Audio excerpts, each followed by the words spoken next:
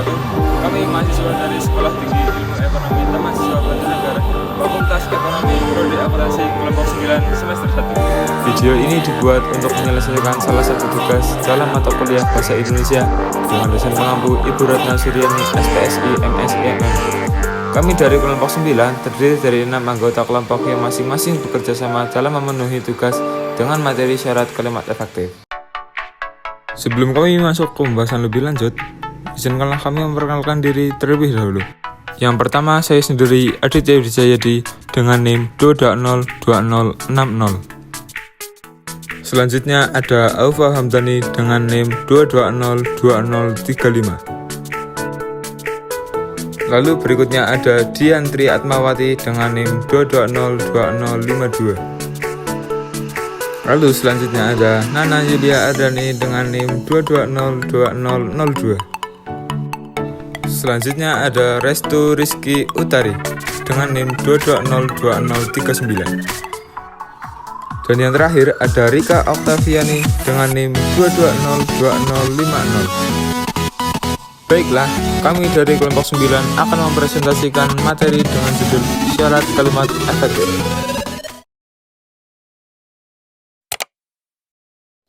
Syarat kalimat efektif yang pertama adalah kesepakatan struktur. Syarat kalimat efektif yang pertama dari kalimat efektif adalah kesepadaan struktur. Kesepadaan struktur ini dapat dipahami sebagai kalimat dengan struktur bahasa yang sepadaan terhadap yang diinginkan disampaikan oleh penulis atau pembaca.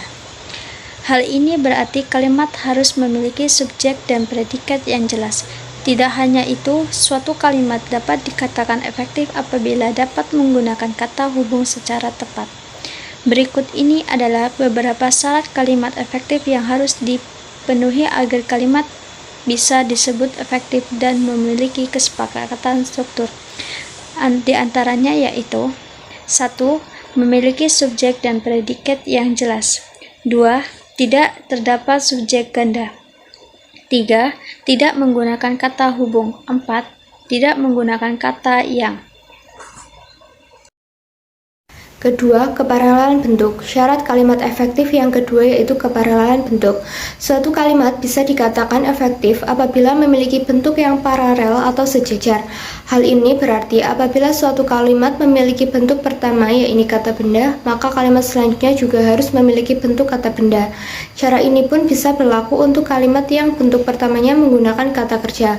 Alhasil, kalimat selanjutnya harus memiliki bentuk yang memakai kata kerja juga. Contoh kalimat efektif yang memenuhi syarat kalimat efektif keparalelan bentuk sebagai berikut. Contoh kalimat yang salah. Tahap terakhir penyelesaian gedung itu adalah kegiatan pengecatan tembok, memasang penerangan, pengujian sistem pembagian air, dan pengaturan tata ruang. Kalimat di atas tidak bisa disebut sebagai kalimat efektif, pasalnya kalimat tersebut tidak memiliki bentuk yang paralel. Dalam membuat kalimat yang efektif, memenuhi syarat kalimat efektif keparalelan bentuk, sebuah kata yang memiliki fungsi sebagai predikat tidak memiliki bentuk yang sama.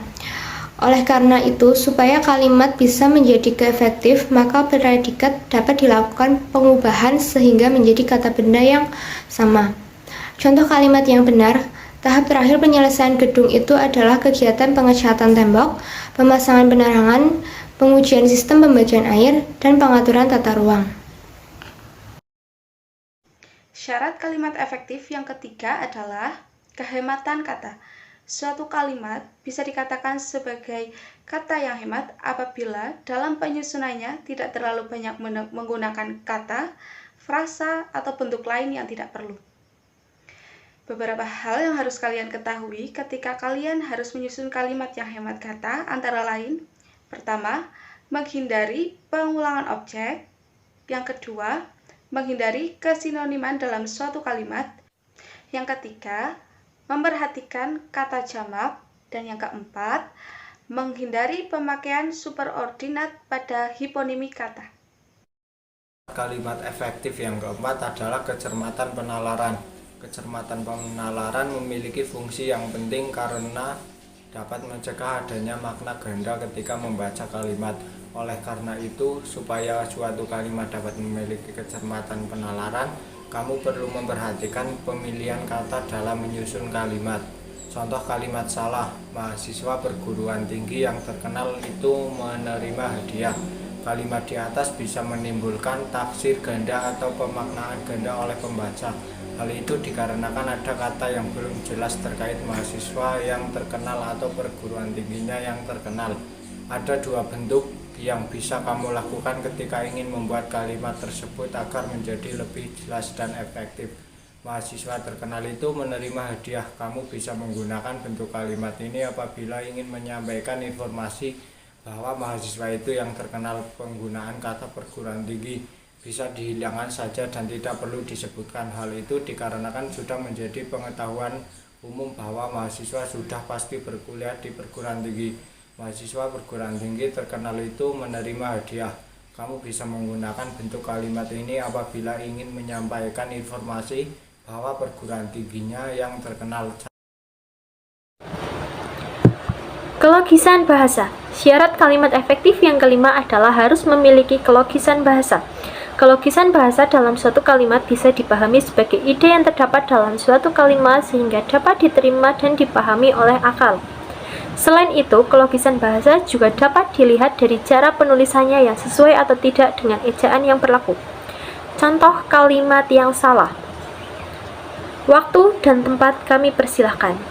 Sedangkan kalimat yang benar adalah untuk Bapak atau Ibu kami persilahkan. Kalimat di atas dapat disebut tidak efektif karena tidak memiliki bahasa yang logis. Hal ini dikarenakan makna dalam kedua kalimat tersebut tidak mengandung makna yang logis. Misalnya saja pada contoh kalimat salah yang pertama tidak logis ketika yang dipersilahkan adalah waktu dan tempat.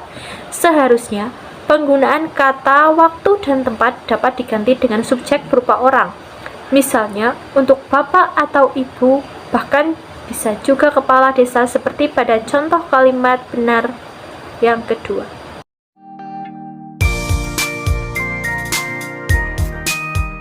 STI Taman Siswa Banjarnegara terakreditasi B oleh BNPT, memiliki 2 program studi, akuntansi dan manajemen. STI Taman Siswa Banjarnegara mewujudkan generasi muda yang cerdas dan berintegritas. Membuka Facebook pakai kata sandi, ingat pesan kakak yang satu ini. Mari bergabung bersama kami di STIE Taman Siswa Banjarnegara.